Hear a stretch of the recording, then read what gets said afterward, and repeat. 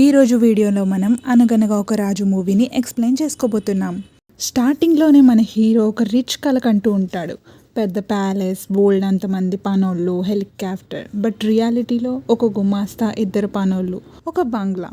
So మన రాజుకి ఖర్చు పెట్టడానికి ఎక్కువ బడ్జెట్ ఉండదు, కానీ జమీందార్ మనవడు కాబట్టి ఆ ఇమేజ్ని మెయింటైన్ చేస్తూ ఉంటాడు.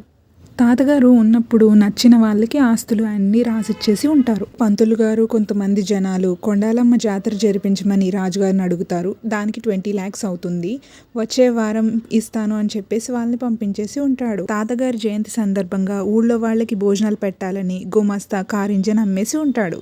రాజు వాళ్ళ ఫ్రెండ్ పెళ్ళికి క్యాబ్లో వెళ్తాడు. వాళ్ళ ఫ్రెండ్ పెళ్ళి అంత రిచ్గా ఉండడం చూసి షాక్ అవుతాడు. వాళ్ళ ఫ్రెండ్ ఏమో జాబ్ వచ్చాక తిరిగి ఇచ్చేస్తా అని చెప్పి డబ్బులు తీసుకుని తాగి పడిపోయే టైప్ అన్నమాట. వాడికి లవ్ మ్యారేజ్ అయ్యి ఉంటుంది. కొడుకు డబ్బున్న అమ్మాయిని పెళ్లి చేసుకుంటున్నాడని వాళ్ళ అమ్మ ఫోర్స్ కొడుతూ ఉంటుంది. రాజుని అవమానిస్తుంది. అప్పుడు రాజు వాళ్ళ అమ్మతో ఛాలెంజ్ చేస్తాడు, ఆస్తి డబ్బు ఉన్న అమ్మాయిని పెళ్లి చేసుకుంటా అని. అమ్మాయి కోసం పెళ్లి చూపులు చూడడం స్టార్ట్ చేస్తాడు. ఒక అమ్మాయికి ఫిక్స్ అవుతాడు. ఆ అమ్మాయికి బాయ్ ఫ్రెండ్ ఉన్నా సరే ఆస్తి ఉందని చెప్పి ఫిక్స్ అవుతాడు.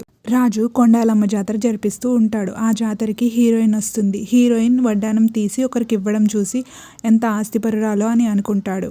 పంతుల్ని అడుగుతాడు, ఇలాంటి సంబంధం కదా నువ్వు నాకు చూడాల్సింది అని. పంతులు ఇంకొక సంబంధం అనుకుంటున్నారు, అతను ప్రెసిడెంట్ క్యాండిడేట్గా పోటీ చేయబోతున్నాడు, ఎర్రిబాబు అని చెప్తాడు. అనుకోవడమే కదా, కుదిరిపోలేదు కదా అని హీరో ఆపరేషన్ చారులత స్టార్ట్ చేస్తాడు. చారులత రోజు జాగింగ్కి వెళ్తుంది. కుక్కలంటే చాలా ఇష్టం. అక్కడ ఒక కుక్కని కాపాడినట్టు యాక్ట్ చేసి చారులత ముందు గుడ్ ఇంప్రెషన్ తెచ్చుకుంటాడు. నెక్స్ట్ డే కాలేజ్లో అమ్మాయిల్ని ఏడిపిస్తున్న రౌడీల్ని కొడతాడు. చారులత ప్రతిసారి డెస్టినీ కలపాలా ఏంటి అని నెంబర్ అడిగి తీసుకుంటుంది. చారులతకి గోవా వెళ్ళాలని ఉంటుంది. అందుకే విలేజ్లో ఉన్న బీచ్ని గోవాలా మార్చేస్తాడు. చారులత చాలా ఇంప్రెస్ అయిపోతుంది. నెక్స్ట్ నుంచి తను ఫోన్ చేసినా ఫోన్స్ ఎత్తాడు. తను ఎక్కడ ఉన్నా రాజే కనిపిస్తున్నాడు అన్నట్టు క్రియేట్ చేస్తాడు. చారులత గుడికి వచ్చి అడుగుతుంది, ఎందుకు కాల్స్ ఎత్తట్లేదు అని.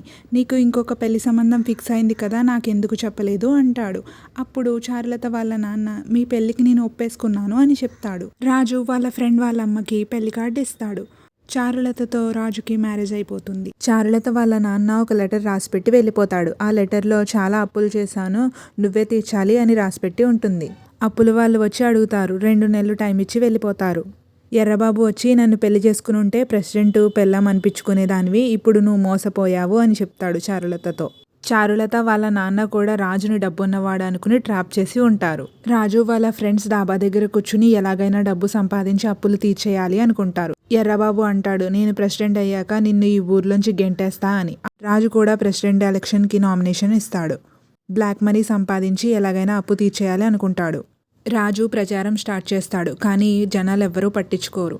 ఎర్రబాబు ప్రచారం దగ్గర మాత్రం జనాలు చాలా ఉంటారు. అక్కడికి రాజు వెళ్తాడు. ఎర్రబాబు అవమానిస్తాడు. చారులత రాజుకి సపోర్ట్గా ఉంటుంది. రాజు పాదయాత్ర చేస్తాడు అని చెప్తుంది. రాజు కూడా చేసేదేం లేక పాదయాత్ర స్టార్ట్ చేస్తాడు. ఊళ్ళో ఉన్న సమస్యలన్నీ రాజుకు తెలుస్తాయి. రీల్స్ ద్వారా ఆ సమస్యలన్నీ జనాల్లోకి వెళ్ళేలా చేస్తాడు. రాజు వల్ల రోడ్స్, హాస్పిటల్, ప్యూరిఫైడ్ వాటర్ ఊళ్ళోకి వస్తాయి. ఆ పాపులారిటీ చూసి ఎర్రబాబు వాళ్ళ నాన్న 20 crores ఆఫర్ చేస్తాడు, పబ్లిసిటీ ఆపేయమని చెప్పి. రాజు ఆ మనీని తీసుకుని పబ్లిసిటీ ఆపేస్తాడు. అలాగే ఒక వీడియో రికార్డ్ చేసి ఇస్తాడు, కావాలని రీల్స్ అన్ని వైరల్ చేయించానని. రాజు ఆ మనీని అప్పుల వాళ్ళకి ఇచ్చి డాక్యుమెంట్స్ తీసుకుంటాడు. రాజు వీడియో న్యూస్ ఛానల్స్లో వస్తుంది, వైరల్ అవుతుంది, పాపులారిటీ తగ్గిపోతుంది. పోలింగ్ జరుగుతూ ఉంటుంది. ఎవరిని అడిగినా రాజుకే ఓటేశామని చెప్తారు. రాజు ప్రచారం చేస్తున్నప్పుడు ఒక విషయం తెలుసుకుంటాడు, ఊళ్ళో వాళ్ళ భూములన్నీ అక్రమంగా లాక్కుని రాయించుకున్నారని. 20 కోట్లతో ఆ భూములన్నీ విడిపించేసి ఎవరి భూములు వాళ్లకు ఇచ్చేస్తాడు. రాజు ప్రెసిడెంట్గా గెలుస్తాడు. చారులత వాళ్ళ నాన్న కూడా తిరిగి వచ్చేస్తాడు. 3,000 కోట్ల ఇన్వెస్ట్మెంట్ రాబోతుంది, ఇక్కడ నాకు 10 ఎకరాల భూమి ఉంది అని చెప్తాడు. ఇంతటితో మూవీ ఎండ్ అయిపోతుంది. నా ఎక్స్ప్లెనేషన్ మీకు ఎలా అనిపించిందో కామెంట్స్లో చెప్పండి. Thanks for watching.